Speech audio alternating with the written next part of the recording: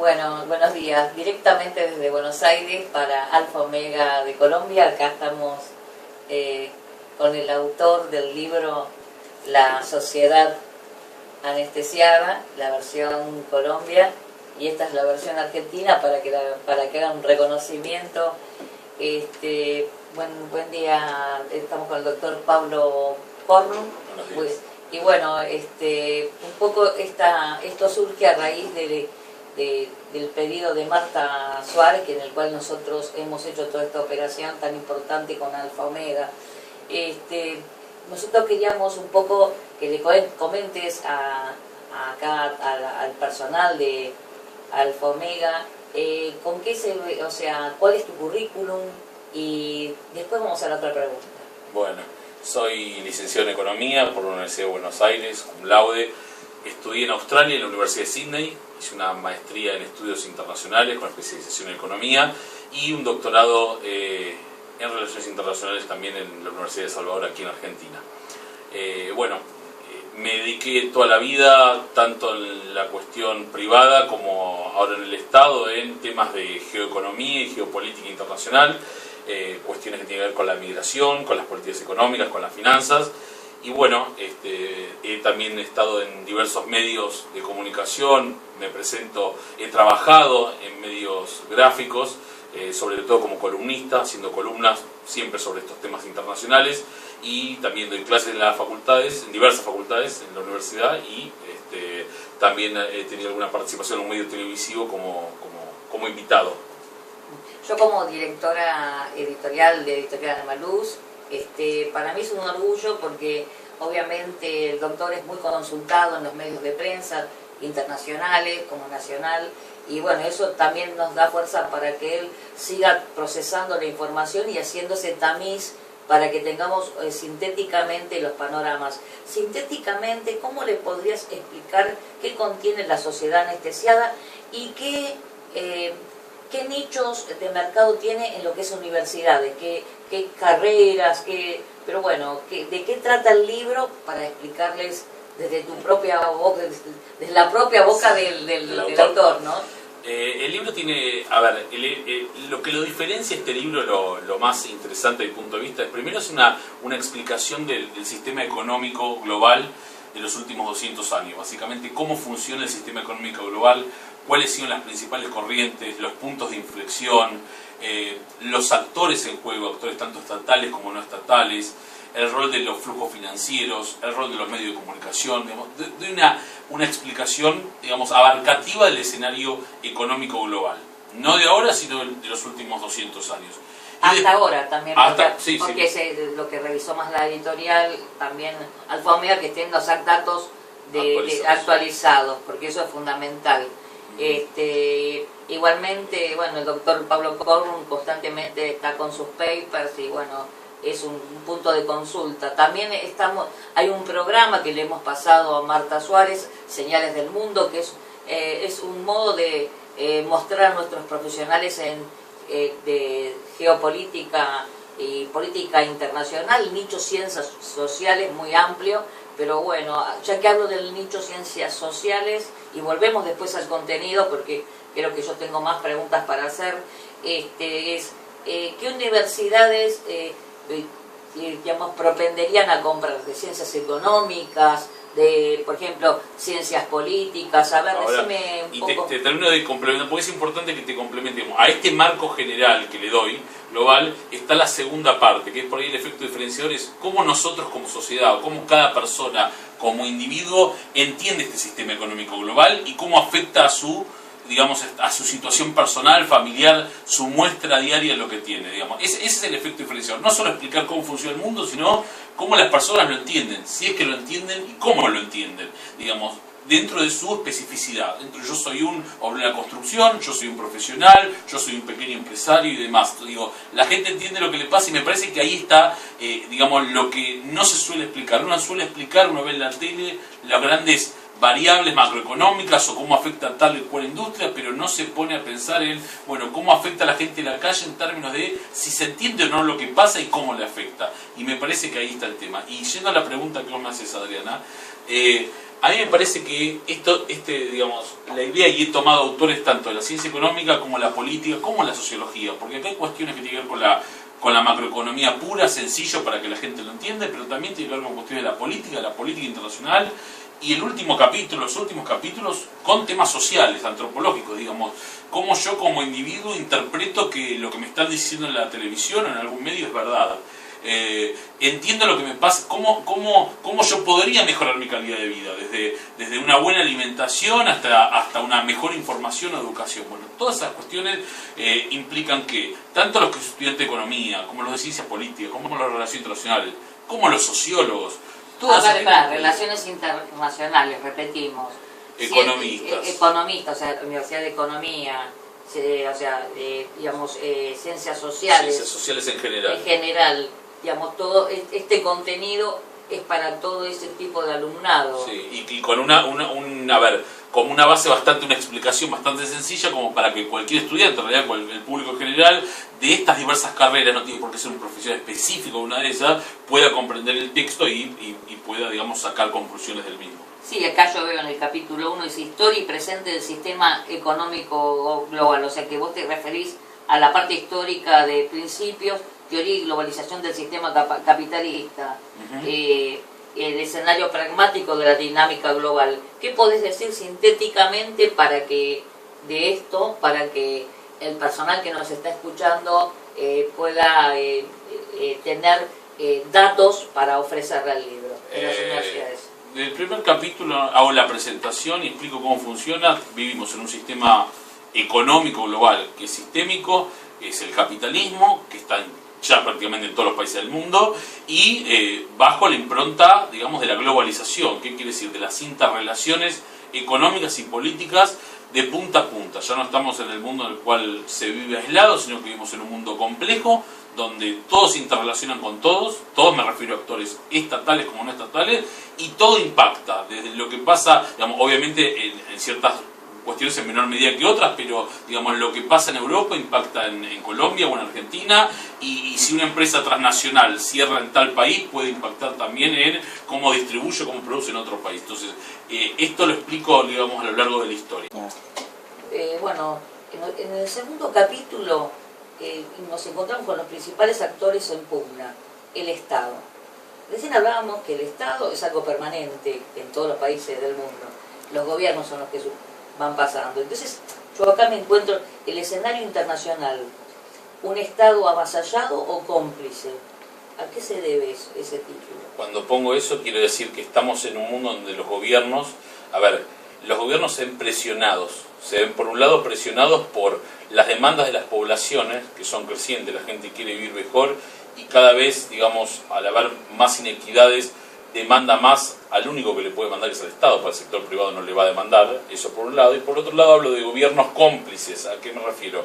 Cómplices de las grandes corporaciones, de las élites económicas, que a veces para permitir, o por presiones o por dádivas o por lo que sea, por recibir algún retorno, los gobernantes, las élites políticas reciben de las élites económicas, y ahí hablo de la complicidad para, digamos, favorecerse entre ellos, pero no para favorecer a la mayoría de la sociedad.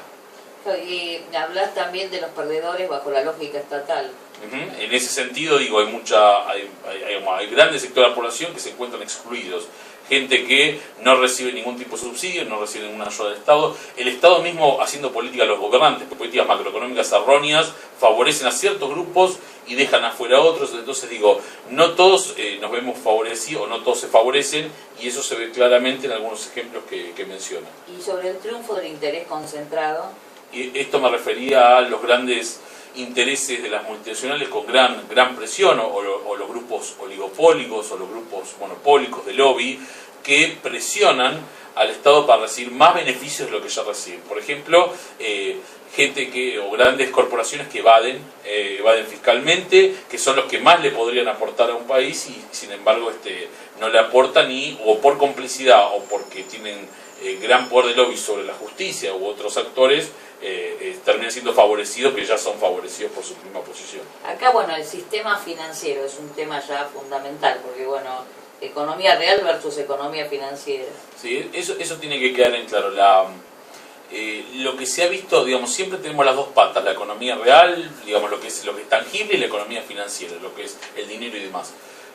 Ha llegado un momento en la historia en el cual la economía financiera se ha disasociado, tiene vida propia en relación a la economía real. En vez de acompañarla, ayudarla, toma vida propia, y lo que realmente produce generalmente las grandes crisis ha sido por la economía financiera, porque en esta vida propia que ha tomado ha disasociado la economía real, no ha generado riqueza, porque no genera riqueza, solamente se reproduce, y lo que ha sido utilizado básicamente es para actividades ilegales, digamos narcotráfico, etcétera, etcétera, que lo único que puede hacer es reproducirse de ese modo. Bueno, estábamos viendo el capítulo 1, digamos, el tema de la globalización, y ahora, bueno, este tema es los principales actores. Yo veo que todo esto abarca una carrera de contador público, de licenciatura en administración. Yo digo para el público que apunta, que es la pregunta que hemos intercambiado con Marta, y bueno, para que el resto de la gente se vaya introduciendo. Esto, bueno, aplica a estudiantes de economía, estudiantes para contador público, apunta a ciencias sociales, ya sea a abogados también, porque bueno, están metidos e involucrados en la política, y si no leen esto, poco van a poder interpretar el fenómeno mundial. Yo creo que es un libro que va abarcando todos esos nichos, ¿no es así, doctor Corlund? Todo es correcto, la verdad que tiene que ser, digamos, el entendimiento, la comprensión de cada uno de los actores sirve para que, digamos, todos los que nos manejamos en estas ciencias, digamos, tengamos una referencia sobre, digamos, qué es lo realmente importante y cuál es el interés que trasciende en cada uno de estos actores, por lo que estamos viendo en el primer capítulo, capítulo 1 y 2. La estructura social, las élites económicas, las élites políticas y las clases de soporte, los trabajadores, las clases medias, las pymes y los excluidos. ¿Qué, sintéticamente, qué podés...? Nada, estoy dividiendo simplemente la sociedad en diversos grupos y cuál es su actor para tener un marco de referencial. Tenemos desde el punto de vista las élites, ese 1% famoso, el cual maneja, digamos, desde arriba, digamos, toma las decisiones más trascendentes que nos afecta a todos. Las clases soporte, hablo, los que trabajan para esa gente, ejecutivos, pequeñas, medianas empresas que son proveedores de estas grandes corporaciones políticas y económicas, y después tenemos, digamos, y claro, estos son grupos minoritarios, no llegan entre un 10 y un 20% de la población de cada país, pero después tenemos la mayoría, el 80% son los trabajadores, las clases medias venidas abajo, digamos, las pymes, las pequeñas empresas que viven en una competencia muchas veces desleal con las grandes, y entre ellas con poca posibilidad de proveerse de insumos, de capital humano. Bueno, ni que hablar de los excluidos, los pobres, ellos que no tienen capital financiero, no tienen educación, gente que está excluida del sistema y dependen de un subsidio estatal para sobrevivir. El capítulo 3, bueno, nos habla de la puja de intereses, las contradicciones y la inviabilidad del sistema. La puja de intereses es entre naciones, ¿cómo la tratas en este capítulo? Lo tomo todo, digamos, porque también hay lucha, digamos, entre actores estatales, cada gobierno que intenta, digamos, para ganar, cada gobernante, para ganar votos electorales, intenta, digamos, mejorar su situación particular sobre otros actores. O sea, es una cuestión intraestatal, pero también interestatal. A nivel intraestatal, digamos, más allá de la competencia entre estados y entre corporaciones, lo que tenemos es que cada uno avanza, digamos, las pujas de intereses. Las banderas nacionales se utilizan para los mundiales de fútbol. Cada uno dentro de su país, el campo no tiene la misma posición que la industria y el nivel de servicios, y tampoco las clases medias o los estatales, que los que trabajan en el sector privado. Los intereses son divergentes. Y en este sentido hay una puja permanente que a veces es difícil de reconocer, pero que yo la traslado a este capítulo, digamos, ¿no? ¿Cómo se posiciona cada uno ante esta situación? Bueno, acá hay un capítulo muy interesante que, bueno, también que en el G20 se pasó por alto, pero eso, bueno, por Trump, ¿no? Que fue el dilema socioambiental, la destrucción de los recursos naturales y la tecnología por sobre el trabajo. ¿Qué podés decirnos que hay? Para cerrar este escenario macroeconómico, sistémico, económico, global, esta es la perspectiva futuro, lo que yo veo más preocupante de todo esto. Veo exclusión, que los trabajadores, digamos, se van a encontrar suplantados por la robotización, la inteligencia artificial. Está este tema en discusión, están las dos partes las dos miradas. La mirada que veo yo es la más pesimista, digo, los cambios tecnológicos van más rápidos que la reestructuración, digamos, y la capacitación de las personas, se destruyen más empleos que los que crean, y es la destrucción del medio ambiente, que está claro, está puesto ahí con datos empíricos, con datos duros de cómo, digamos, el mundo a través de la ONU, y digamos, que lo explica muy bien, y otros organismos transnacionales, explica sobre la destrucción del medio ambiente a través de la contaminación de los ríos, la destrucción del sistema alimentario, los bosques y demás. Y esto es fundamental porque si destruimos el capital humano y el medio ambiente donde vivimos, estamos destruyendo todo, la capacidad de reproducción de la vida del hombre, la sustentabilidad del sistema. Sí, bueno, en el capítulo 5 ya hablas de la comprensión ciudadana de la realidad, de los ciudadanos, qué tipo de comprensión llega a tener el ciudadano, si logra visualizar el todo, ¿no? Es el manejo de las élites políticas y económicas y el pensamiento individual. Y a ver, me gusta el individuo como el todo. Bueno, ¿qué podés decirme de todo esto? A ver, estos son varios puntos. Esta es la segunda parte. Una vez que explico el sistema, digo, bueno, ¿cómo comprende la ciudadanía?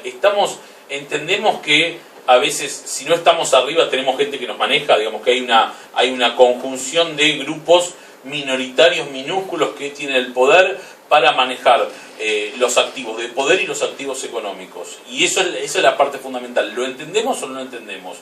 ¿Lo podemos ver en sociedad para hacer algo o lo podemos charlar en familia? Yo como individuo, ¿tengo el poder de cambiar algo o no lo tengo? Bueno, todo este escenario lo plasmo aquí primero cómo se manejan, digamos, porque también está el que está abajo, si entiende lo que pasa arriba, pero cómo los de arriba manejan a los de abajo, y ahí está el rol de los medios de comunicación, la justicia y demás, y después cómo yo como individuo me planto, digamos, ¿no? Si soy simplemente un factor, una variable de empleo para ir a trabajar, para producir y acumular capital y volver a mi casa, o puedo comprender un poco más lo que me pasa, puedo desarrollarme profesionalmente, puedo intentar cambiar ciertas cuestiones que veo que funcionan mal, porque si el mundo funcionara bien no habría escrito este libro.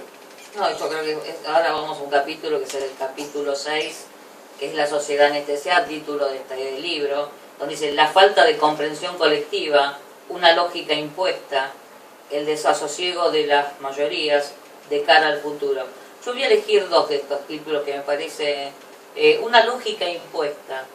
Esto lo que, a ver, habla de la normalización sistémica. ¿A qué me refiero a normalización? Digamos, lo que nos pasa es lo normal.